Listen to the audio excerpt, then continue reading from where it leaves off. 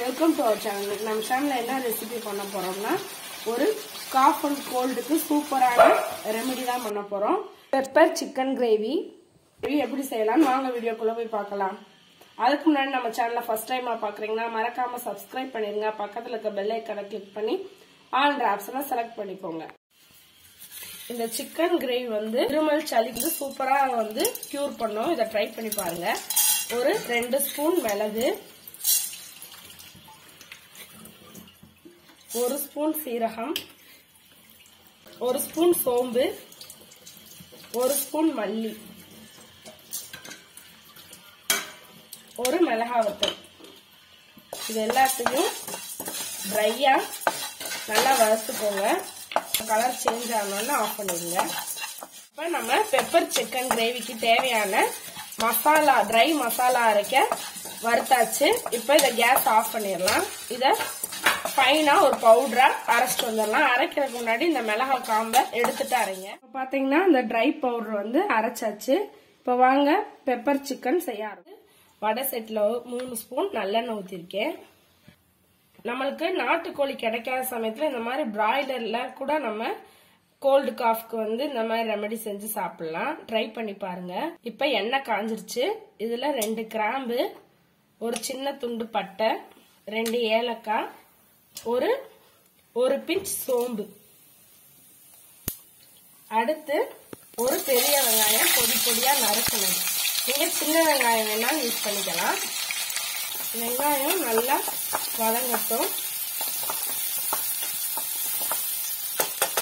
இப்ப நீங்க பச்சை மிளகா போட்டுக்கோங்க. நான் வந்து இன்னைக்கு காண மிளகா போட்டிருக்கேன். எங்க வீட்டுல இருந்ததுனால நீங்க பச்சை மிளகா இருந்தாலும் போட்டுக்கோங்க. பெரிய தக்காளி பொடி பொடியா நறுக்கி போட்டுக்கோங்க. இதுவும் நல்லா எண்ணெயிலேயே வதங்கட்டும். 1 ஸ்பூன் இஞ்சி பூண்டு பேஸ்ட்,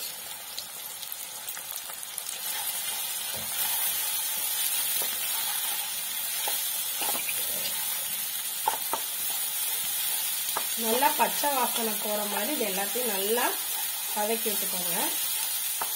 இன்னைக்கு வந்து நான் வந்து 3/4 கிலோ சிக்கன் போனோட வாங்கி வச்சிருக்கேன்.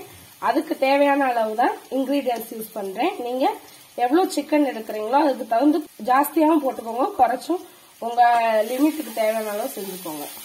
கருவேப்பிலை 1 இனுக்கு,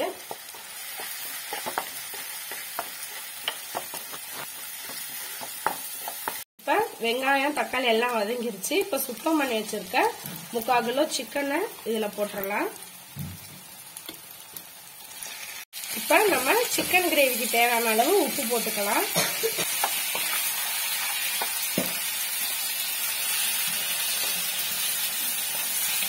நீங்க இந்த மாதிரி நாட்டுக்கோழிலையும் செய்யலாம், மட்டன்ல கூட இந்த மாதிரி நீங்க கிரேவி செய்யலாம், நல்லா வரும். ட்ரை பண்ணி பாருங்க.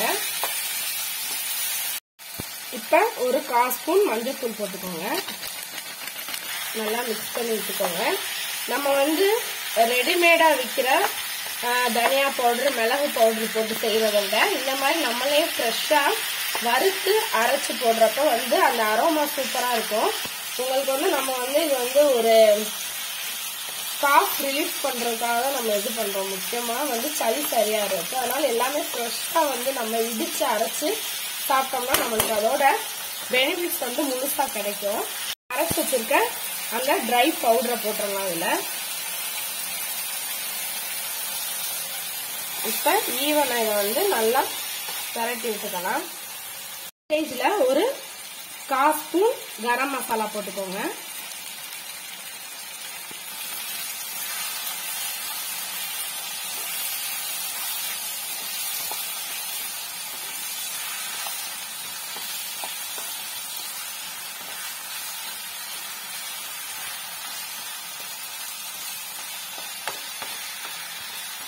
தேவையான அளவு தண்ணி ஊற்றி ஒரு 20 நிமிஷம் வரைக்கும் ஒரு தட்டை வச்சு மூடி வச்சிருவோம். இப்ப பாத்தீங்கன்னா நம்ம சுவையான pepper chicken gravy almost ready ஆயிடுச்சு. நம்ம இறக்குறதுக்கு முன்னாடி ஒரு ஸ்பூன் நல்லெண்ணெய் ஊற்றி ஒரு 2 நிமிஷம் சிம்ல வச்சு கருவேப்பிலை தூவி இறக்கிடலாம். சுவையான பெப்பர் சிக்கன் கிரேவி ரெடி ஆயிடுச்சு. வாங்க சாப்பிடலாம். இந்த வீடியோ பிடிச்சிருந்தா லைக் பண்ணுங்க, ஷேர் பண்ணுங்க, கமெண்ட் பண்ணுங்க. மறக்காம நம்ம சேனலை சப்ஸ்கிரைப் பண்ணிருங்க. பக்கத்துல இருக்க பெல் ஐக்கானை கிளிக் பண்ணி ஆல் ஆப்ஷனை செலக்ட் பண்ணிக்கோங்க. தேங்க்ஸ் ஃபார் வாட்சிங்.